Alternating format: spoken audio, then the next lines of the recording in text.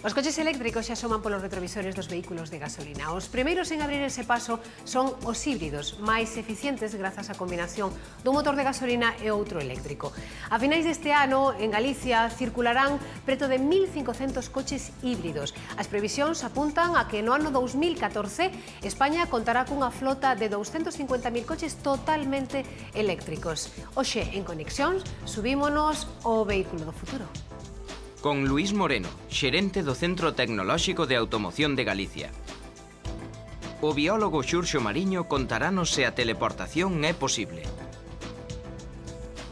Moncho Núñez, director do Museo Nacional de Ciencia e Tecnoloxía, falarános dos coches eléctricos de xoguete. Imos escoitar a opinión de Huicho sobre as conexións a internet nos transportes públicos.